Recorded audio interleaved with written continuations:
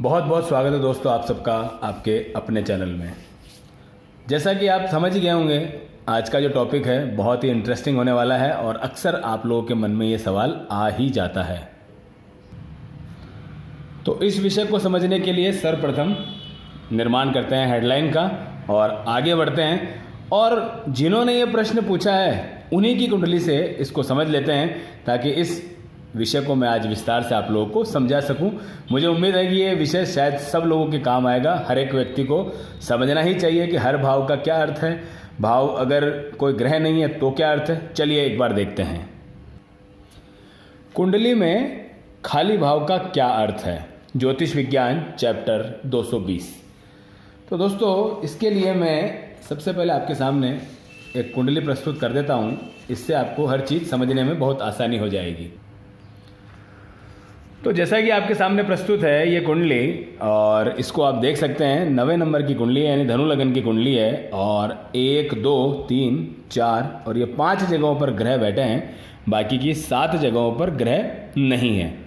तो इनका प्रश्न यही था, और ये एक सार्वभौमिक प्रश्न है, यानी कि मुझे लगता है कि बहुत सारे लोगों के मन में ये प्रश्न होगा। पहले भी कई लोग पूछ चुके हैं पर गौर नहीं किया था, पर अभी ये सवाल आया तो मुझे लगा आप लोगों के लिए ये जानकारी होनी चाहिए, आपको पता होना चाहिए कि आखिर इसका अर्थ क्या है। तो चलिए कुछ पॉइंट के माध्यम से हम इन्हें समझ लेते हैं कि ये इनका अर्थ क्या है।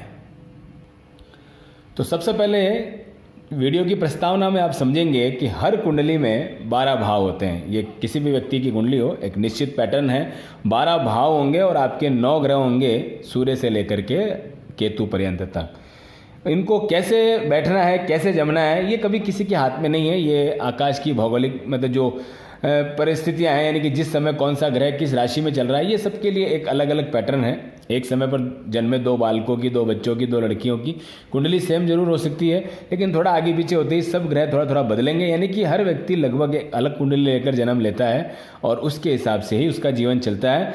इस बात का अर्थ सिर्फ इतना सा है कि कौन से ग्रह कहाँ बैठेंगे ये सब आपके जन्म दिनांक और जन्म समय पर निर्भर करेगा, उसके अनुसार ही सब कुछ तय होगा। दूसरा पॉइंट, हर भाव में कोई ना कोई रिश्ता है, कोई ना कोई परिस्थिति है। जैसा कि आप जानते हैं कि यहाँ लग्न यानी कि स्वयं हो गया, दूसरा कुटुंब हो गया, तीसरा छोटे भाई बहन हो गए, चौथा नंबर माता हो गई, 5वां नंबर आपका पुत्र संतान हो गई, आपका 6ठा नंबर नौकरी हो गई, मामा और मौसी वगैरह भी इन्हीं में हो गए, 7वें नंबर पर आपकी पत्नी है, 8वें नंबर पर मृत्यु है, 9वें नंबर पर आपका भाग्य है, आपके पिता हैं, 10वें नंबर पर भी आपके पिता हैं, आपका कामकाज है, आपका कर्म है, 11वें नंबर पर आपके बड़े भाई बहन हैं, और आपकी पुत्र वधु, यानी कि यहाँ अगर आपका पुत्र है तो यहाँ आपकी पुत्र वधु हुई है। और इसके अलावा 12वें नंबर पर आपकी नींद है, आपका हॉस्पिटल है, आपका बहुत सारा ऐसा विदेश गमन है जो कि हम देखते हैं। यानी अगर कहीं कोई ग्रह नहीं है तो भी वहाँ हर भाव में कोई ना कोई रिश्ता है, कोई ना कोई परिस्थिति अनिवार्य रूप से है। इन सब का अभी अपन एक बार वर्णन देख लेते हैं, फिर अंत में विस्तार से ये जान लेंगे कि आखिर इन सब का महत्व क्या है।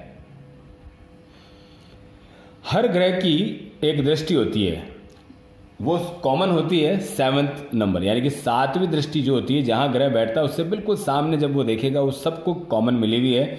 सूर्य, चंद्र, बुध और शुक्र, ये 4 ग्रह ऐसे हैं जिनके पास केवल और केवल 7वीं दृष्टि ही होती है। इसके अतिरिक्त आप मंगल को जानते हैं, 4, 7 और 10, ये 3 दृष्टियां इसके पास। गुरु के पास 5वीं, 7वीं और 9वीं। शनि के पास में 3, 7, 10 और राहु केतु की 5, 7 और 9। ये सब चीज़ें आप जानते हैं, लेकिन इस चैप्टर को बनाने से इसकी जो प्रस्तावना है, या यूँ कहूँ कि इसका जो बेस है, एक बार वापस क्लियर होना चाहिए, तभी आप इन सबको बहुत बारीकी से और बहुत अच्छे से समझ पाएंगे कि आखिर इन सबको मैं क्यों बता रहा हूँ, इन सबका क्या अर्थ है। नेक्स्ट पॉइंट, इसके बाद देखते हैं ग्रह जहां बैठा हो कुंडली में वहां प्रभाव उस भाव में सबसे अधिक होता है। यह एक सिंपल कैलकुलेशन है। ग्रह जहां देखे, यानी इन सभी दृष्टियों से ग्रह जहां देखेगा वहां प्रभाव अधिक ही होगा, या फिर इस वाले पॉइंट के अपेक्षाकृत थोड़ा कम हो सकता है। भले 10% लाभ कम मिले, लेकिन अनिवार्य रूप से प्रभाव उसका अच्छा खासा ही देखने को मिलेगा। तीसरे नंबर पर देखेंगे जहां कोई ग्रह का प्रभाव नहीं हो, यानी ना तो कोई उपस्थिति हो ना दृष्टि हो, तो फिर उसका प्रभाव क्या, तो उसका प्रभाव सामान्य हो सकता है या उससे कम हो सकता है। अब इन सब बातों का रिजल्ट क्या रहा, तो हर भाव में कोई ना कोई राशि है, जैसा कि आप देख ही चुके हैं कि मैं आपको बता रहा हूं यहाँ पर। हर भाव में, यानी कि 12 हमारे भाव है और 12 में कोई ना कोई एक राशि है, क्योंकि 12 भाव और 12 राशियाँ, तो ये सब में एक एक डिवाइड हो गई। तो कोई ना कोई राशि है, तो जब भी दशा होगी, अंतरदशा होगी, तो यह भाव, यानी जो भी पर्टिकुलर भाव हम बात करें, मान लीजिए किसी की भी बात है, हम यहाँ कर लेते हैं, इसकी करें, इसकी करें, तो ये भाव, इसका मान लीजिए इसी की कर लेते हैं, तो ये हो गया ये भाव। अब इसका स्वामी कौन? तो छठी राशि का स्वामी होता है बुध। बुध यहाँ 12वें घर में, यानी कि 8वीं राशि में बैठे हैं, और उनकी दृष्टि, यहाँ लिखा हुआ है, इनके स्वामी जहाँ है वो भाव, जहाँ इनकी दृष्टि है, तो बुध की दृष्टि पड़ रही है छठे भाव पर वो, और उस भाव, उस ग्रह का कारकत्व या उस भाव का जो कारकत्व है वो इसको मिलेगा। तो बुध का कारकत्व होता है हमारा वाणी से रिलेटेड, मुख्य रूप से व्यापार से रिलेटेड, तो इन सब चीज़ों में एक साथ प्रभाव देखने को आएगा। तो दोस्तों ये उम्मीद करता हूँ कि आपने ये जो अभी तक यहाँ तक समझा है, ये इसकी एक मेन रूपरेखा है। अब चलिए कैलकुलेट करते हैं मुख्य चीज़, how to activate empty house, यानी कि खाली भाव को कैसे जागृत करें। मैंने लिख दिए हैं, लेकिन अभी इस बारे में बात करते हैं वापस से। उसके पूर्व में अब आपको इस कुंडली को अपन समझ लेते हैं कि यहाँ मैं क्या समझाना चाह रहा हूँ, या अपन इस विषय को कैसे समझ सकते हैं। तो दोस्तों बहुत सिंपल सी बात है, मैंने बताया 5 भाव में ग्रह बैठे हैं, लेकिन बाकियों में नहीं है। तो कैसे ये एक्टिवेट होंगे? तो मैंने अभी आपको एक चीज़ बताई थी कि जहाँ ग्रह बैठा है, जहाँ उसकी दृष्टि है, जहाँ उसका कारकत्व है, और जहाँ पर वो खुद ग्रह बैठा है, वो सारी चीज़ें अपने को देखनी है, प्लस जहाँ उसकी राशि है।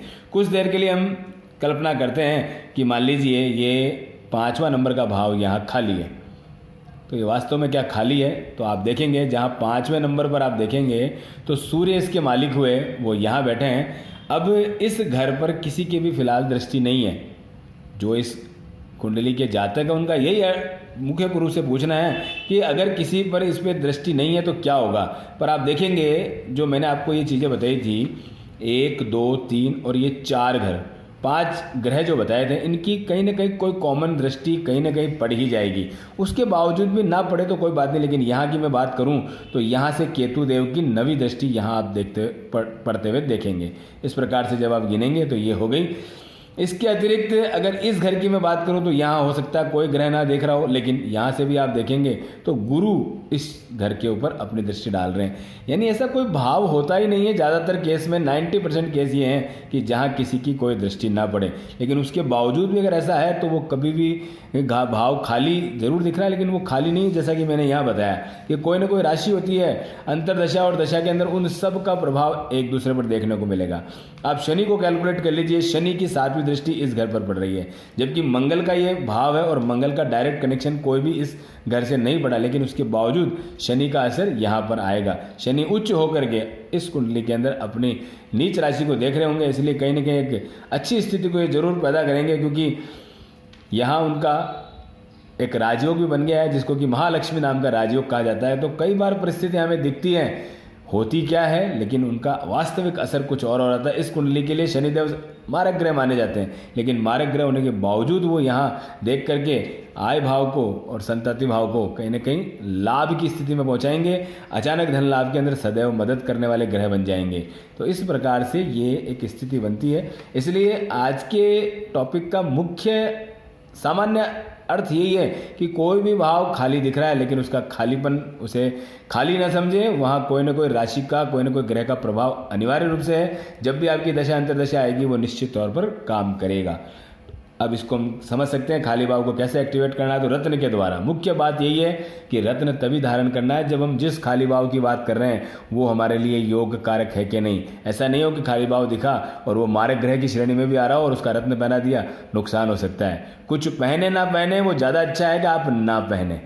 जब तक पूरी जानकारी ना हो तब तक कोई रत्न धारण नहीं करना। बगैर पहने इंसान का नुकसान नहीं होगा, लेकिन गलत पहनने से उसका नुकसान सुनिश्चित है। दान के द्वारा, अब कौन सा ग्रह मारक है, कौन सा योग कारक है, पहले ये कैलकुलेशन पता हो तभी हमें दान करना है कि हमारा मारक ग्रह है, वास्तव में मारक ग्रह है, लगन का अति शत्रु ग्रह मारक बन के आया, उसी का दान करना है। कोई कंडीशनल मारक हो गया, मान लीजिए सूर्य की कुंडली है, चंद्रमा उसका मित्र है या गुरु उसका मित्र है, वो कंडीशनली मारक हो गया, वो 6, 8, 12 में जाके बैठ गया, वहाँ मारक स्थिति में आ गया, तो ऐसे में दान नहीं करना।